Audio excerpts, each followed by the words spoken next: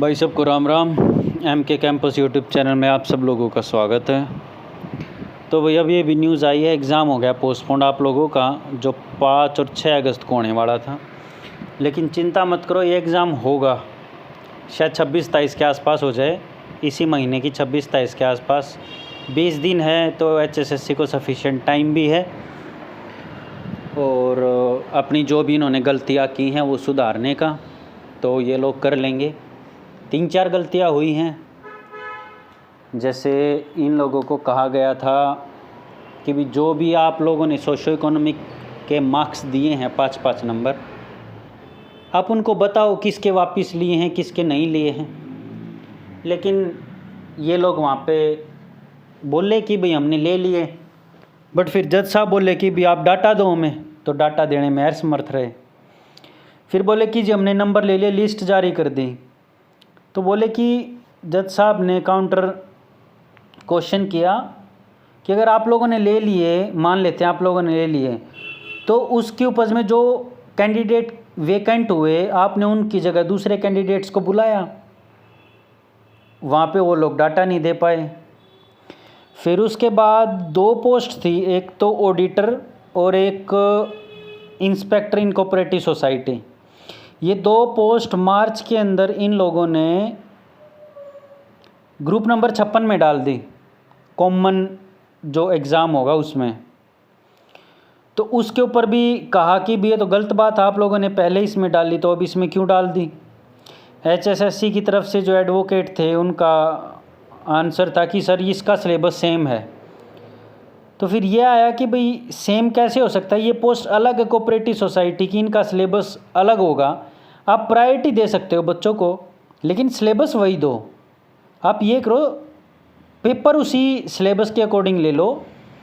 लेकिन आप ये कर सकते हो कि अगर किसी ने वो पेपर क्लियर कर दिया तो उसके लिए ज़रूरी नहीं है जब आप लोगों की ज्वाइनिंग करवाएंगे ऑडिटर और इंस्पेक्टर की पोस्ट पे इन कोऑपरेटिव सोसाइटी, तो उन लोगों की आप BA या फिर किसी और डिग्री वाले की भी करवा सकते हो, लेकिन पेपर उन लोगों को देना ही देना पड़ेगा, और पेपर का सिलेबस वही होगा।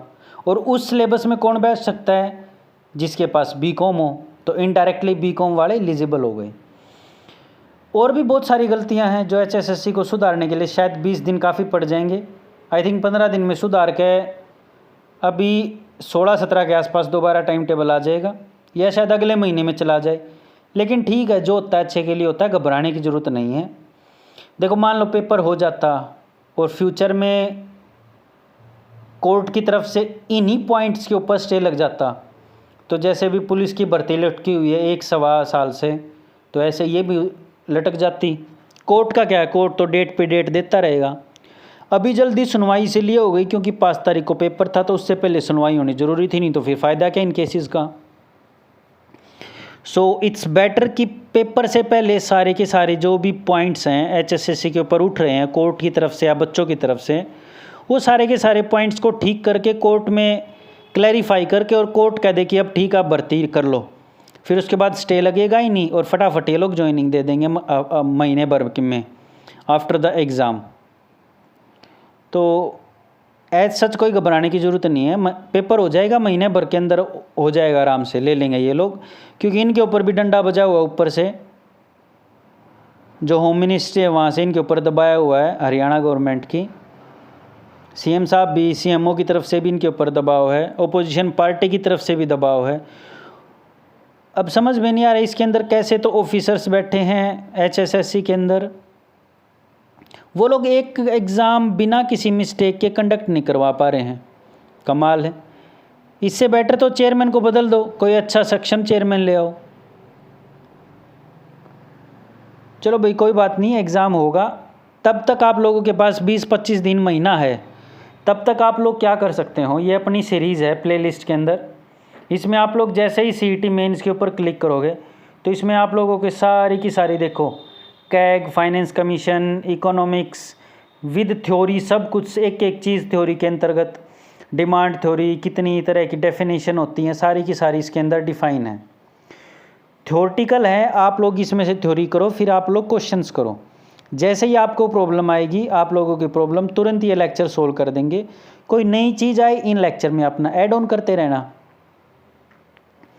तो इतना ही था, अपना तैयारी में जुटे रहो, कोई बात नहीं। 15-20 दिन लेट हो गए, साल सवा साल डेढ़ से अच्छा है 1 महीना सवा महीना लेट हो जाओ, वो बेटर रहता है। लेकिन HSSC फिर से हार चुकी है और इनके सिर पे ताज मंडा जा चुका है कि ये हमेशा हारा ही करें, कि भाई जीत नहीं सकते। डांट खा कर काम कराया करे, ये वे बालक हैं जो डांट खा कर काम कराया करें। तो HSSC भी वह बालक है। कोई नहीं, देखते हैं कुछ सीखेंगे, शायद कुछ सीख ले HSSC इस सबक से। जल्दबाजी ना करें। मैंने पहले भी एक लेक्चर में कहा था कि जल्दबाजी करने से कुछ नहीं होगा, आराम से पेपर ले लो, थोड़ा टाइम ले लो, अच्छे से पेपर को कंडक्ट करवा लो, कोई आप लोगों के ऊपर उंगली ना उठा सके, इस तरीके से पेपर को कंडक्ट करवा लो। लेकिन ये लोग अपना फोर्स में CMO की तरफ से भी आया हुआ है दबाव, तो वो दबाव के अंदर की हुई चीज़ बहुत ज़्यादा गलत होती है, क्योंकि जल्दबाजी में की हुई चीज़ अक्सर गलत हो ही जाती है। कुछ ना कुछ पीछे छूट ही जाता है, कुछ बच्चे छूट जाते हैं। जैसे अभी लोगों ने कहा कि बिना एडमिट कार्ड के भी एंट्री हो जाएगी, तो उसमें 2 नंबर का काम होने का खतरा था।